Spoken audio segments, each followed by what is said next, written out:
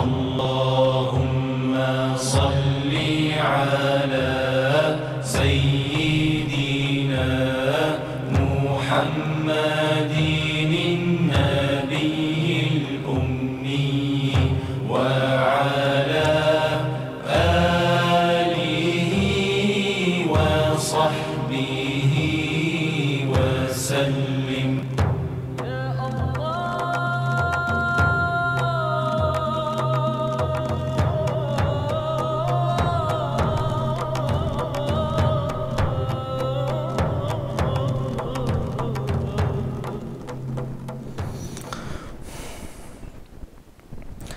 أعوذ بالله من الشيطان الرجيم. بسم الله الرحمن الرحيم. الحمد لله والصلاة والسلام على رسول الله وعلى آله وصحبه ومن والاه. أما بعد. Hürmetli qarindoshlar, biz bugun yana tekrar Ümmeti Muhammed biz namlıq söhbetimizde yüz görüşdük. Bizning bugungi söhbetde asaslık sizlar bilan ortaqlaşmoqchi bo'lganimiz bugungi bizning amaliy realligimiz olgan tushkunlashish masalasi. Ya'ni musulmonlar, ya'ni biz nima deb tushkunlashgudakmiz? Amaliyotda Qur'onga o'xshash bir kitobga ega bo'lgan bir millat, Rasulullohning hadislariga o'xshash bir hadisga ega bo'lgan bir millatning tushkunlashishi haqiqatan da ajablanarli bir masala. Musulmonlarning tarixiga o'xshash ming yillardan ortiq shalliq buyuk tarixga ega bo'lgan bir millatningki tushkunlashishi haqiqatan da ajablanarli. Musulmonlarga o'xshash tarixiy qahramonlar bo'lgan, Yusuf Xos Hojiblar bo'lgan, Sutuq Bo'g'ra xonlar bo'lgan, Olib Arslanlar bo'lgan bizdek bir millatningki tushkunlashishi haqiqatan da ajablanarli. Musulmonlarga o'xshash aql ombirga ega, musulmonlarga o'xshash buyuk boylik manbasiga ega bir millatningki tushkunlashishi haqiqatan da aqlga sig'maydigan bir masala. Bu ummatning, bu millatning Robbi o'zining kitobida "Va may yaqnut min rahmati rabbih illa ad-dallun." Robbining rahmatidan faqat ozg'un kishilarla umid uzidi, tushkunlashudi degan tursa, ammo biz bugungi kunda tushkunlashyapmiz. Bu bizning amaliyotimizdagi inkor qilolmaydigan bir reallik. Amaliyotga qarab baqsaq, hammalarningki orzu, umidi yo'qolgan. Orzu, armonlari qorong'u, nishoni tushkunlashgan. Bu bir xil qo'rqinchli bir krizis musulmonlarning ustiga tushdi. Ma krizisdan qutulmay turib, musulmonlar o'zining nishoniga yetalishi, bu ummatningki qirg'oqqa sog'-salomat chiqarishi asla va asla mumkin emas. Amaliyotda musulmonlarda biz ummatga bu xil tushkunlikni qalbimizga kirgizgani, bu xil tushkunlikka petib qilishimiz sabab bo'lgan narsa bizdek bir ojiz qalb egilarininki ba'zi ishlardan haddidan ziyoda qo'rqib ketish yoki ba'zi hodisalar bizni favqulodda keynimizga chekindirib o'tish. Amaliyotda musulmonlar shunday bir ahvolga duch keldiki, asli qarshi turishga tegishli yerlarda musulmonlarning tiz cho'kkan ahvoli bor. Ders turishga tegishli o'rinlarda keyniga chekilgan ahvollari bor. Shuningdek, biz bugungi bu xil krizisdan, bu musibatdan qutulish uchun bu masala haqida biroz to'xtalishni to'g'ri topdik. Her bir musulmon bu ummatning farzandi, bu millatning farzandi, ummatining, millatining kelgusidagi nijolik uchun bu masala haqida biroz o'ylanib baqish kerak. Nima uchun bu holga keldik? Qaytadan o'zimizningki egiligini qo'lga olish, qaytadan o'zimizning sharafini qo'lga olish, o'zimizning izzetini qo'lga olish uchun nima ish qilishimiz kerak degan bu haqda biroz o'ylanib bakışımız kerak. Amaliyotda tarixga qarab baqsaq, bugunimizga qarab baqganimizda bu yerda bir muncha omil sabablar bor. Ammo cho'ng nuqtadan biz bugungi holga kelib, bugungidek tushkunlik holatga qilishimizni ikki nuqtaga markazlashtirishga bo'ladi. Birisi biz ummati Muhammadiyaningki, biz musulmonlarningki özümüzün qimmat qarashlaridan yiroqlab, asli prinsipimizdan ketmagan bir tarafimiz bor. Bu to'g'risida tafsili so'zlaymiz. Hatto shu qadar chekindikki, shu qadar o'zimizning qimmat qarashlarimizdan, o'zimizning kimligini yiroqlashdikki, dushmanlarni qo'limizga gul tutib qarshi oldik o'zimizning yurtiga. yillarcha ularning tayiqini yeb bo'lguncha, tayiqini yeganga qadar ularga xizmat qildik. Agar ular bizni umugan bo'lsa, bizga zarba bermagan bo'lsa, bundan keyin davom ular bilan bir yo'lda ular xizmat qilib davom qiladiq. Bu nokta, birinchi nokta, biz o'zimizning qimmat qarashi, kimligimizning chetniganlik bir masala qarindoshlar. Bu bir. Ikkinchisi, biz g'aflatda ekan, biz uxlayotgan bir holatda ekan, dushmanning uzluksiz bizga suiqasdlarni planlashi, bizga qarshi planlarni to'qishi bu bizni bugungi ahvolga akab qo'ydi.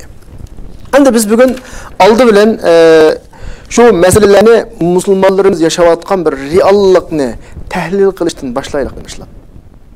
Yani biz bugun qanday yashayapmiz? Ahvolimiz nima? Qarab baqish kerak.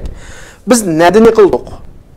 Biz suhbatimizning başida deb o'tdik. Biz bir 1000 yillik shonliq tarixga ega, zafar quchgan bir millat, bir ummat biz. Nima bu holga tushib qoldik? Hammalarga ma'lum, islom dunyosini, ya'ni ummatni 600 yil atrofida qo'g'dab yetaklab kelgan Osmanlı xalifligi yıkılan günüzden tatip. Anlıqda kalırsak bir ailege təvər millet. Her qancha qıpmı bu aileden özümüzü çıqırıb alamayız. Şu ailenin güçlənişi bizning güçlənişimiz, şu ailenin yıkılışı bizning yıkılışımız. Əməliyyatda tarix hem bunu ispatlaqlıq. Çünkü əməliyyatı misal alsaqmı, senin arqa tərəkin güçlük olsa, ailen güçlük olsa, sen təvə mensup bolğan tərəf güçlük olsa, başqalar sana küzünü alaytıp qarayamaydı. Tarixdə işte yaşayan biz. Qaçan Osmanlı yıkıldı. Şu Osmanlı'nı merkez qilgan şekilde İslam dünyası düşmanlar tarafından talan-taraj qilishga başladı.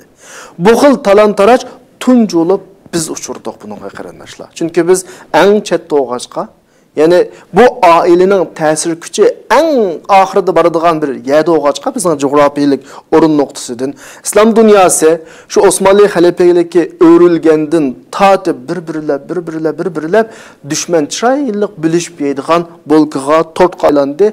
Biz şunun avvali. Bu bir ahvol. Biz yıkılgan taraf bu. Biz tushgan taraf bu. Bunu tushunish kerak.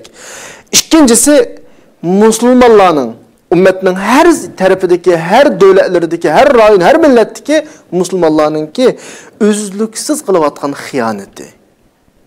Düşmanlar Müslümanların yurduğu besip kelgenide biz ıldığı çıkıp karşı aldık düşmanlarını. Kulumuzgu gül tutup karşı aldık.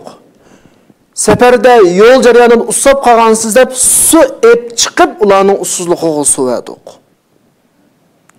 Bunun boldu qilmay hozirgi qadar ta ular bizni haydiganga qadar ularga xizmat qilib keldik. Bu an bu xiyonat anı ummatga, millatga shunchalik singib ketdiki, dushmanga xizmat qilishdan azroq yuzi qizamaydigan bir holatga keldi. Oxirida dushman o'zini tuntib qo'ydiki, sen bizdan emas dedi. Musha ahvolmi hatta bizni o'yg'atmayotdi. Bu ahvolni, bu reallikni biz har qancha qilsaqmi inkor qilmaymiz qarindoshlar. Vaziyatimiz bu holga tushishdan ilgari 2-3 yil ilgari hech kim desam bak mubolag'a olib qilishi mumkin, ammo ko'p sonli kishilar dushmanni dushman bilmaydi. Düşmanni egizda dushman bilsa-mu, amaliyotida dushman bilmaydi, ko'nglida dushman bilmaydi. Ya'ni shu bundan keyingi ishlarining yurishi, bundan keyingi hayotini shular bilan bog'lab o'ylaydi. Bu ahvol biz yashayotgan holat qarindoshlar. Unda o'g'andan keyin bu ahvolga uchib qolgan millat xaromay nim bo'lsin. Bu ahvolga uchib qolgan millat ümidsizlikka patmay nim bo'lsin qarindoshlar. Bu bir ahvol. Üçüncü bizdeki umumi bir reallik, meyli bugün yaşayotgan bu cemiyetimizde olsun, ya ki vatandaki ve başka İslam dünyasındaki umumi ahvali olsun, Müslümanlarınki, bulup mu Müslüman yaşlarınınki özünün milli kimliki, dini kimliki, nişanı ve etrafındaki cemiyeti ve Müslüman toplum cemiyetininki nöbetlik vaziyetinin bir hava halda uyun tamaşalığa çöküp gidiş ahvali. Qarasangiz 20 yoshga kirgan, 25 yoshga kirgan, 30 yoshga kirgan, ne millat uqumu yo'q, ne din uqumu yo'q. Nima ish qilsa, o'zining o'yin, tomosha, shaxsiy havasi va boshqa ishlari. Shuning bilan bir ong shu darajada yetilgan bizning musulmonlarimizningki yoshlarining ishida. Bu ahvol bu ummatda shunday bir avlodlarni o'rtaga chiqadiki, ne o'zininki ummat kimligini tunimaydigan, millat kimligini tunimaydigan, prinsip, qoida, usullarini, qimmat qarashlarini tunimaydigan, o'zining islomiy adab, axloq, islomiy urf-odat va islomiy nishon ketayotgan yo'lini aslo o'ylab qo'ymaydigan bir bilik kishilar bu ummat sifatidagi millat sifatida, millatning a'zolari sifatida o'rtaliqda do'lishib yuradi qarindoshlar. Bu bizning amaliyatimiz, bu realligimiz. Buni e'tirof qilmayli, amaliyat shu. Ondan keyin 4-chi bizdagi reallik musulmonlarningki, ya'ni biz ummatning ichidagi shu baş merkezi, yani Osmanlı xalifadidan keyin bir yetaklaydigan bir yetakchi bir sistem bo'lmaganligi tufaylidan musulmonlarning ishlari har xil ahli bo'lmagan kishilarning qo'liga tushdi. Musulmonlarning ichida musulmonlarning eng muhim qani hisoblanadigan iqtisod har xil g'ayri shar'iy yo'llar bilan yoki bu nomlar bilan har xil unumsiz, ahamiyatsiz taraflarga eqib energiya favqulodda xurab ketdi. Halbuki musulmonlarningki nurg'un strategik kelgusi mavjudligiga munosabatlik nurg'un taraflari iqtisodga ehtiyojli.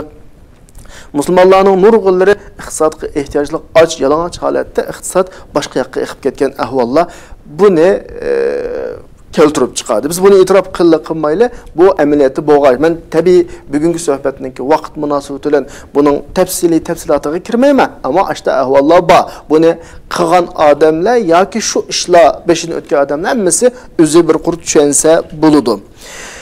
Undan keyin 5-chi bizning amaliy ahvolimiz bizda millat xarakterlik bir iqtisodiy sistem qurilmadi. Her kim özü bilginiçe, şarait tapalığınıça iqtisad yoluğu mağdı.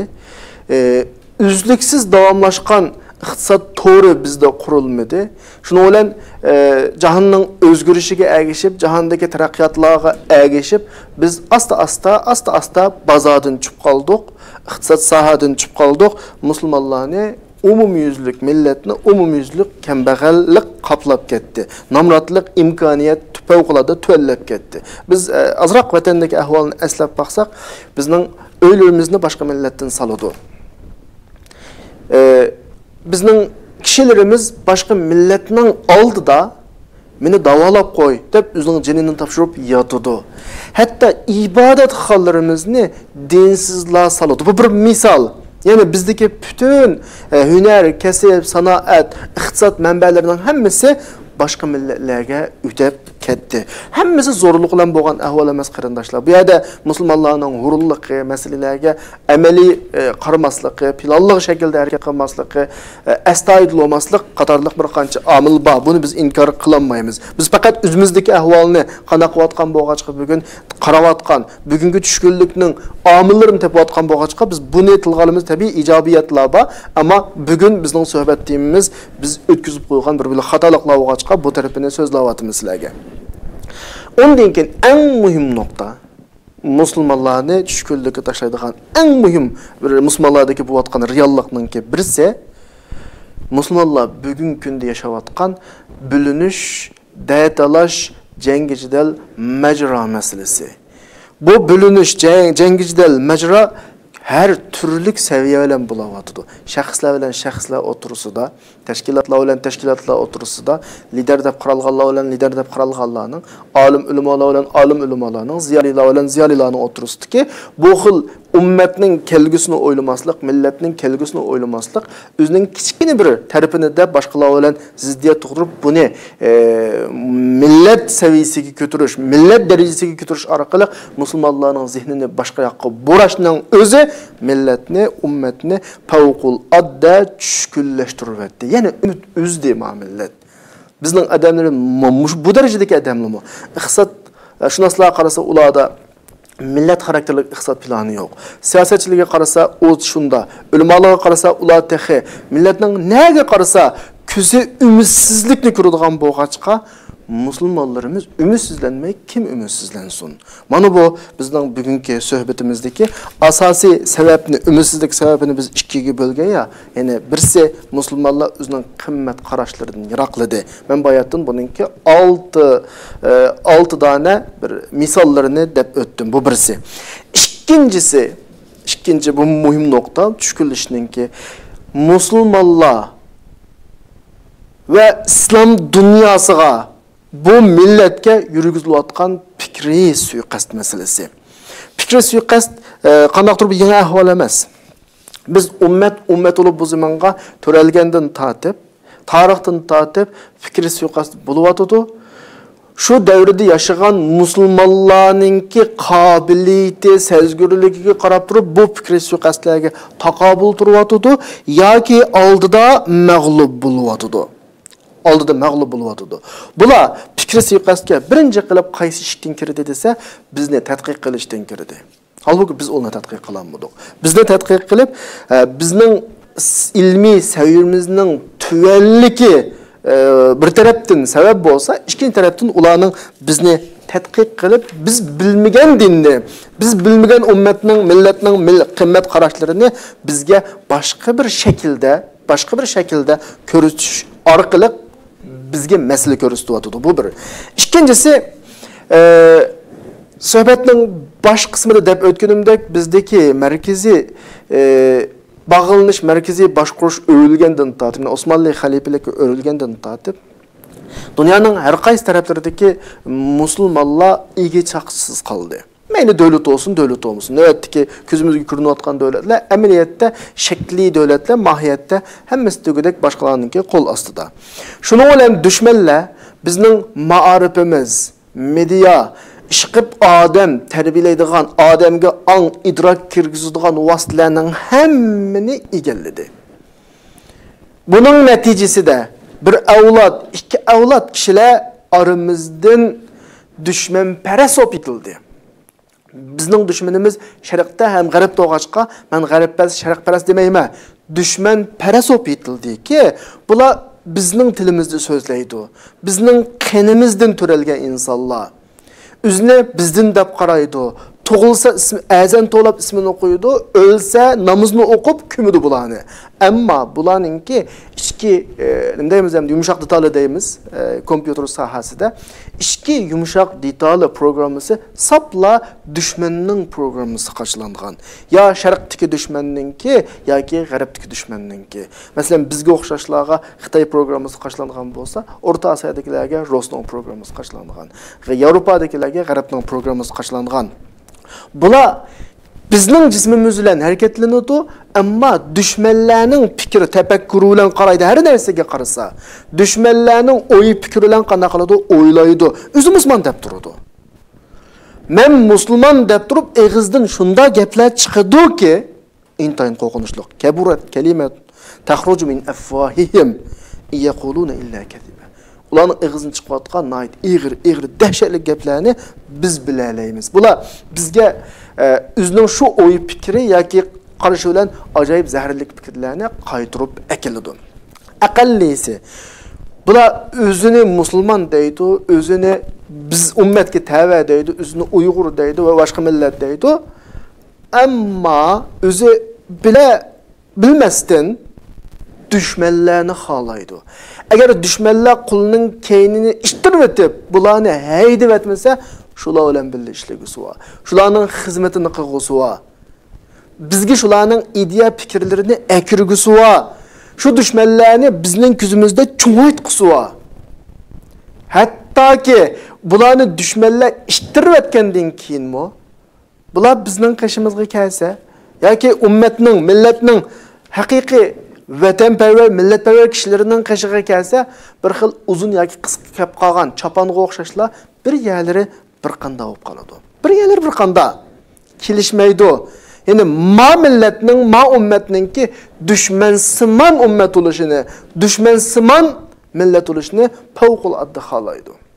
Çünkü bununla milletin kıymet qarashlari şekillengen her qandaq bir şekil bulağı yakmaydı.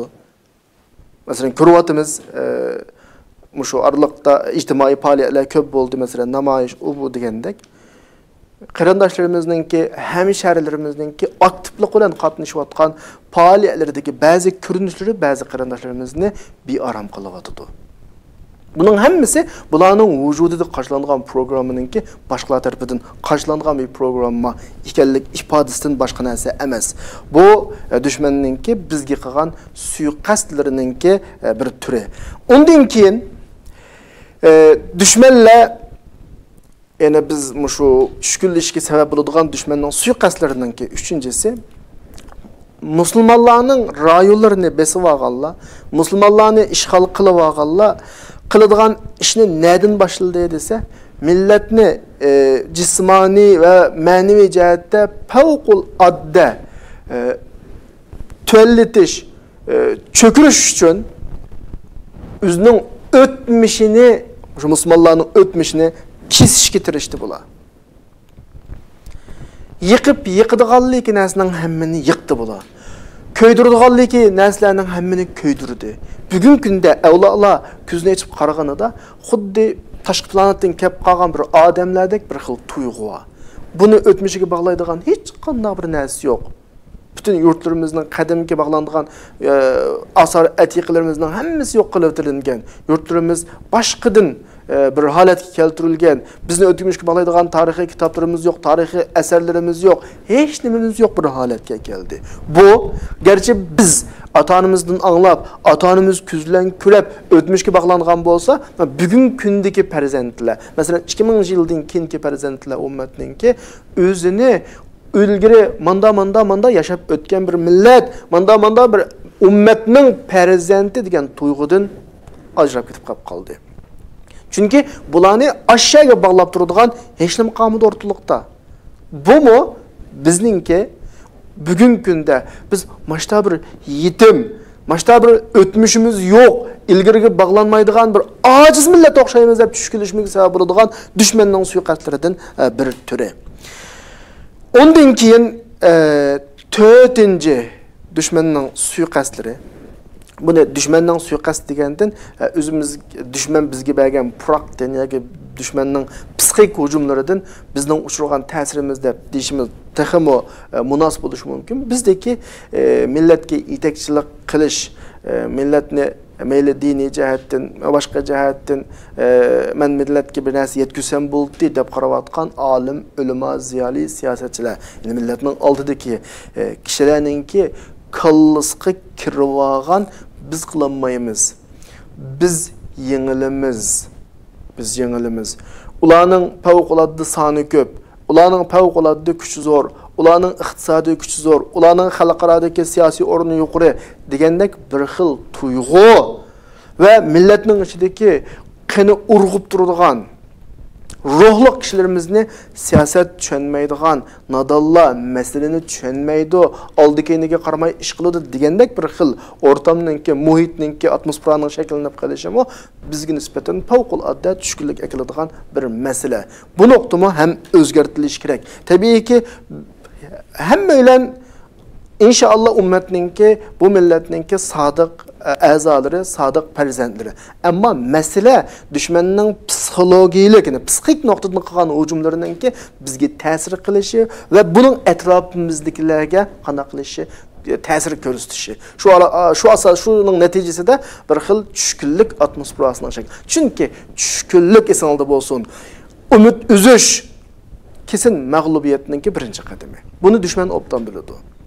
Şuna düşmanның baştan ahir tirishadigan narsasi bir pay o'q atmay turib, bir qadamni olmay turib, musulmonlarning, ummatning, millatning ishida tushkunlik muhitini yaratish. Düşmanlarga taqobil turolmaymiz muhitini yaratish. Endi holimiz mushu, mushtarak ketimiz muhitini qana qilish, yaratish. Bu ularning ajoyib cho'ng g'albisi. Bu şu yuqorida degandek tushkunlikninki bir omillaridan birisi, ya'ni 4-chi omil. Ondan keyin 5-chisi musulmonlar ichidagi passiv kishilar. Yani bu pasif kişilerini pasif deb chiroyli atashmi toz to'g'ri emas. Chunki abga deb atasak mı bo'ladi va undan boshqa bularga loyiq keladigan qanday shaklda bir narsani atsak bo'ladi. Bular o'zi musulmon deydi, shu uyg'unudi, uxlaydi, qo'zqatsa yeydi, shamolning ichisi shunga mangadi. Asla va asla ma ummat nimani kutadi? Ma millatning bugungi ehtiyoji nima? Cemiyet nim bo'lib ketib boradi? Bizning millat nadin na ketib boradi? Asli hijrat qilib, o'zining qimmat qarashini saqlash uchun, dinini saqlash uchun, milliyligini saqlash uchun chiqqan ma millat bugun bu tushkunlikning natijasida nalarga ko'chib ketib boradi? Nalarga ketmoqchi bo'ladi? Bu haqda qilchilikmi o'ylab qolmaydigan bir bo'lik kishilarimiz bor. Bular bir to'plum bo'lib shakllanadi bular. Jamiyatda mushularningmi, garchi bular hech qanday qilmasimi, boshqalarning yaxshiligini buyurmaydi, yomonlikni to'smaydi, ma'millatning ehtiyoji ma'lum demaydi, ma'millatga ma'lum ziyonlikni demaydi. Bular hech nima qilmaydi, ammo bularning hech nima qilmaganining o'zi ajoyib salbiy bir atmosfera yaratadi.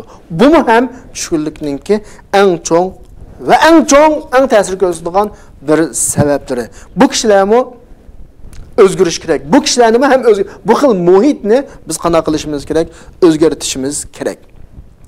Endi biz yuqorida ikki xil cho'ng omilni so'zlab o'tdik tushkunlashishninki.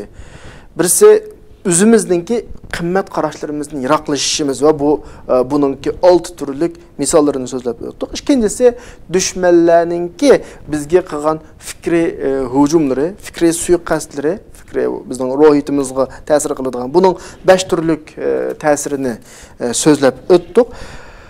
Mushularning hammasida dushmanning qilgan cho'ng o'tkazgan bizning haqqimizda o'tkazgan buyuk planlaridan birisi tarixni bizga xato shaklda tunutish yoki xato shaklda tarix o'qimini kallamizga singdirish. Tarix asli bek muhim narsa. Bizning o'tmishda kimning avlodi ekanligimiz, kim ekanligimiz, qanday izzat yashaganligimiz bizni kelgusimizni belgilashda muhim rol o'ynaydigan bir narsa. Lekin dushman buni o'zimizning tili bilan, ya'ni bizning tilimizni so'zlaydiganlar bilan bizning tafakkurimizni tafakkur qiladigan, bizga oid, uning qanida bizning qilimiz aqvatgan, ammo programmasi uning programmasi qarshalagan kishilar orqali bizga tarixni bu shaklda o'zgargan bir shaklda o'rtaga chiqdi. Bu bir masala. Tabiiyki bu yerda tafsilotni so'zlab bo'lmayman, vaqt munosabati bilan. Bu bir. Ikkinchi bularning qilgan ishi musulmonlarning navbatdagi ahvolini set ko'rsatish. Qarab boqinglar.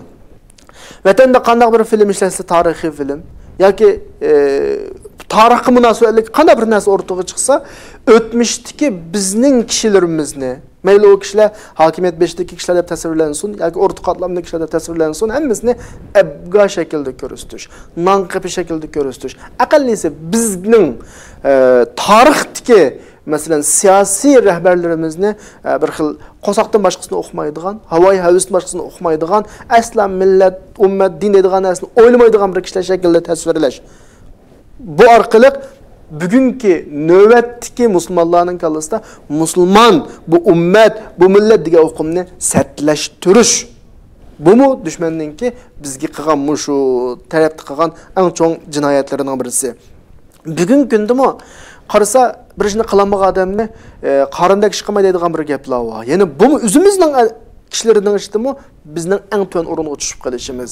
Bir uy yasatmoqchidim. Ya buni bizning Uyg'urlarimiz obda yasamaydi, boshqa millatning akilli. Bu xil tafakkur. Bugungi kunda yashayotgan jamiyatimizda Uyg'urlarni ish qilsa qilolmaydi, Uyg'urlar tuzuq qilolmaydi, boshqa millatning qilli. Bularning hammasi bizning amaliy realligimizningki ya rost tuvan bo'lishi yoki boshqalar tarafidan tuvan tasvirlanishi. Bu bizlar emas, butun dunyodagi umumiy suiqasdlarning birisi. Bir odam musulmondan birisi xatolikdan birini o'tkazib qolsa, buning ismi yo'q. Musulmon va millati chiqadi o'rtaga. Ammo boshqa millatdan, boshqa dindan yoki xristian yoki yahuddan birisi xatolik o'tkazib qolsa, xil egri xatolik bo'lsa-mu bir troj deb atalmaydi. Buning psixikda masala bor. Bunday o'rtaga chiqadi. İsmi palani o'tirib chiqadi. Uning xristianligi yoki yahudligi yoki yana bir narsaligi o'rtaga chiqmaydi yoki bir yo'ldosh deblam betaraf qilinadi. Bu mu düşmanninki favqulodda suiqastlarining birisi.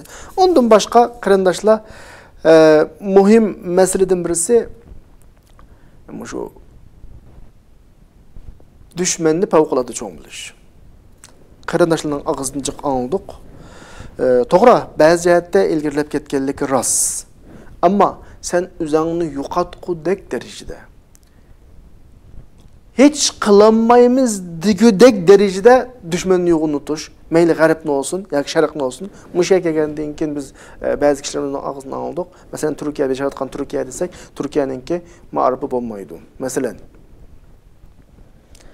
buning Xitoyning ma'rifidan xillat tuvan. Aqallisi bir söz, oddiy söz. Balkim shu kishininki ko'zishidan chiqqan bo'lishi mumkin. Ammo bu xil ahvollar bizde nima shakllantiradi desa, navbatda yashayotgan bu jamiyatni qadrlamaslik ahvoli. O'ziga eng yaqin deb qaragan ahvol mushtusa, bir xil tushkunlashish.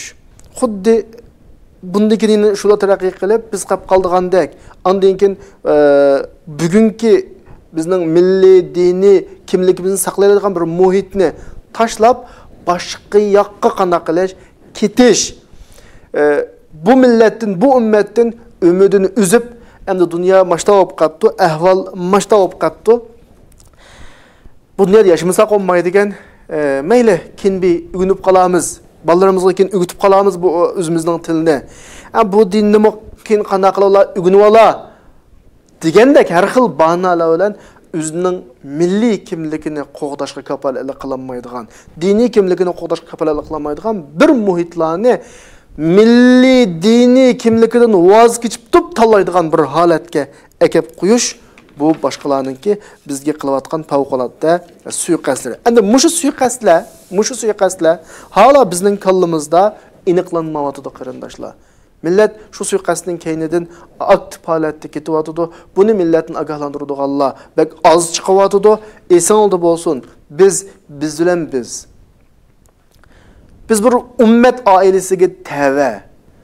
Biz nima uchun bu holga keldik? Shu aile tushganlik uchun bu holatga keldik.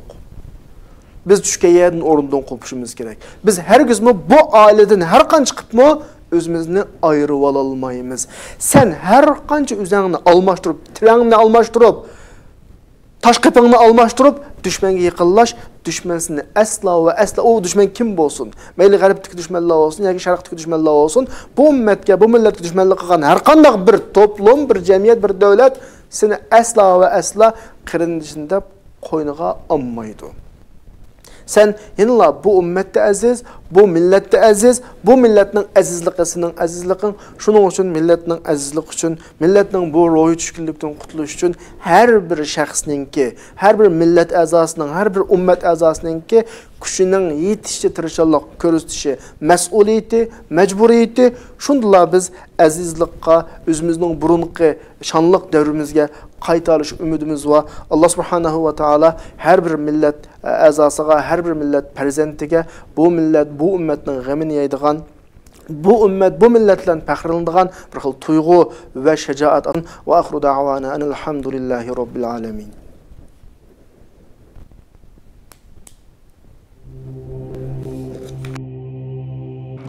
Allahümme salli ala seyyidina Muhammedin nebiyyil ummi ve ala